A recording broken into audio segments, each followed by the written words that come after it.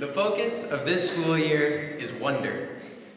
I tried to think back to the first time I wondered at HBA, and only the 13-year seniors will get this one.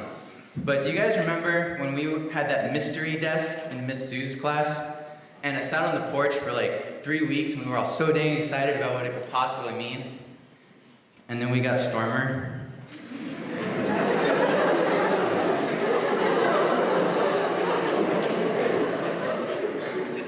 To me, wondering is what inspires us. It's moments when you're in a space and you're truly fascinated and in awe of something.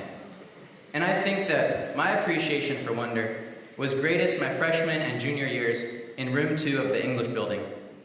Many of you had the honor to be in the class with the one and only Richard Braithwaite, the king of both wandering and wondering. In his class, we wrote poetry by a river and watched him dive into a pond with his khaki pants and that green collared shirt he got from Africa. I remember one trip to Kiholo in particular, where we hiked through the lava fields in the middle of the night, hunting for a secret underground entrance to a lava tube. Everyone was stubbing their toes, scratching their backs on the ceiling and sides of the tiny tunnel as they clambered over fallen boulders, cussing and laughing as they got bruised and a little bloody and a lot happier. We entered a massive cavern with a crystal clear pool. Once we all jumped into the freezing water, Mr. Braithwaite asked us to stop what we were doing for just a moment and find someone to hold hands with. Then we turned off all the lights for 2 minutes of silence in the darkness. Everyone giggled for the first 45 seconds or so, you know how it goes. And it's understandable because we're not used to being so still with ourselves.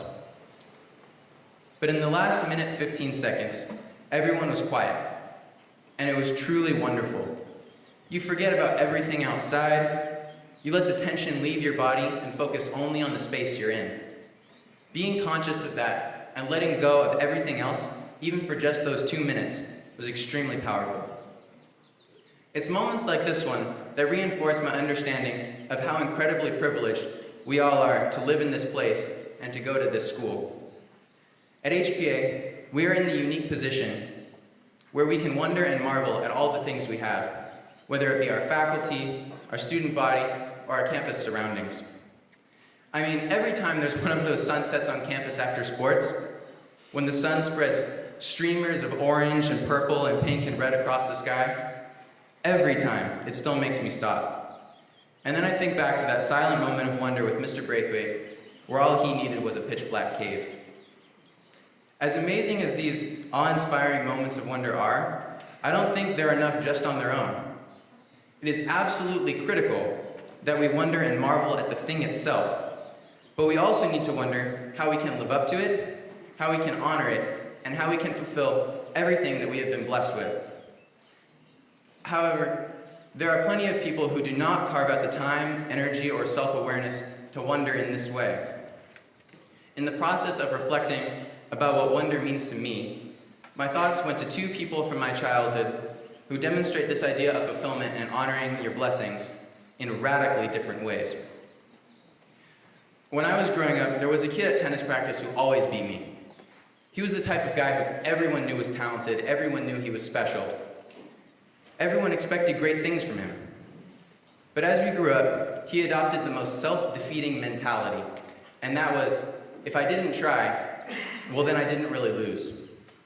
And to watch someone with all of his God-given talent just throw it away, it left me wondering, what if he did? What if he did try? And what could have been? He played with this mentality throughout all of high school, trying when he felt like it and giving up when he could win easily, trying to protect himself from the risk you run when you give everything you have to something and still end up short. And I remember going to States with him that year and watching his last match of his high school career, another one that he should have won. And when he lost, he smiled as if everything had worked out exactly how he planned, and he walked up to shake the guy's hand. And then I just started crying. I cried like a little kid. This guy had what I never had. He had what you can't teach. And he chose to throw it all away. To me, that was just one of the saddest things that I had ever seen. For the life of me, I couldn't understand why a person would want to live up to anything less than their true potential. If any one of you gets the choice between guaranteed mediocrity or a chance at greatness, I'm begging you to please take that chance. The last thing you want to do is look back on your life and wonder, if only. I and each and every one of you are blessed to sit in this chapel right now and attend one of the finest schools in the state.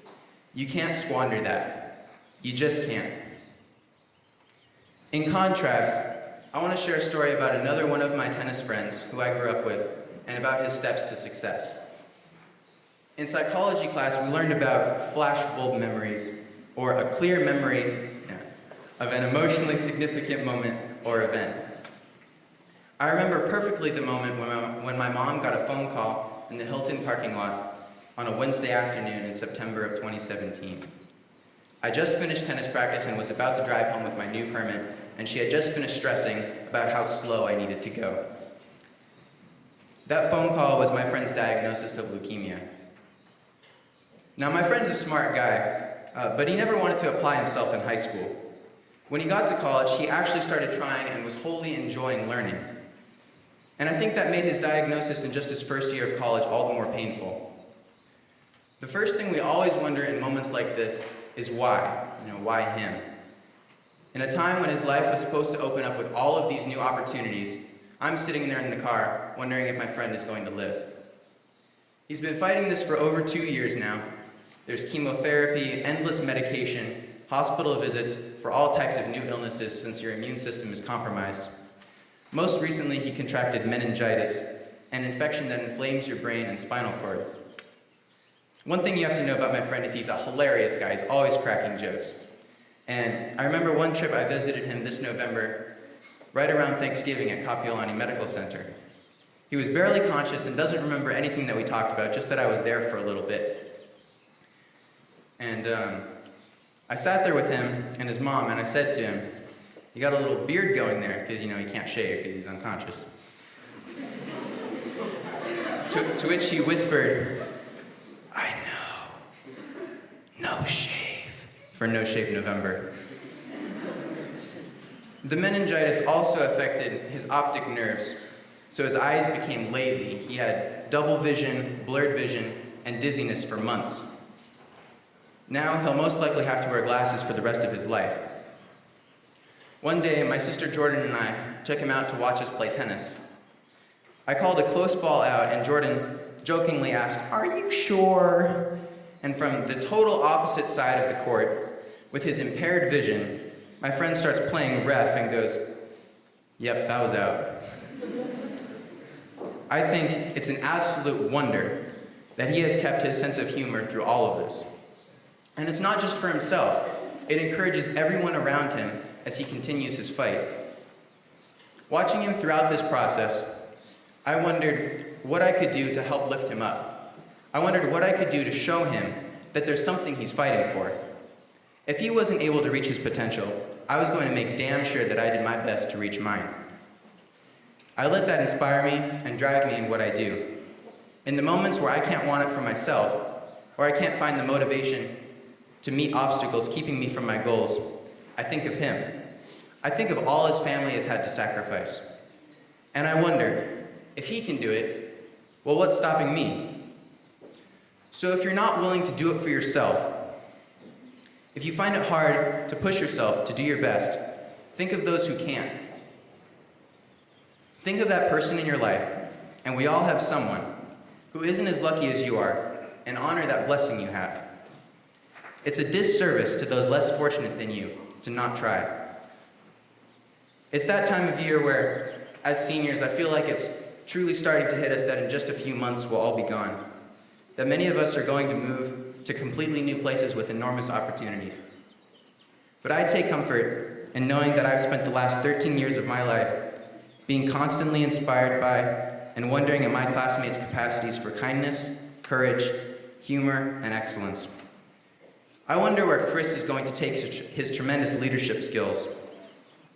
I wonder how long it will take before CK and Emmy completely take over Colorado School of Mines soccer. I wonder if Jason's new friends will laugh at every word he says the way we do. Now, not everyone's story is defined by beating cancer.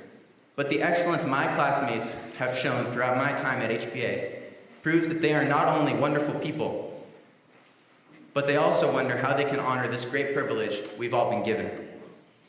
And so, to all my classmates and kindergarten friends, I just want to say, thank you for inspiring me, strive for greatness, and go out and wonder.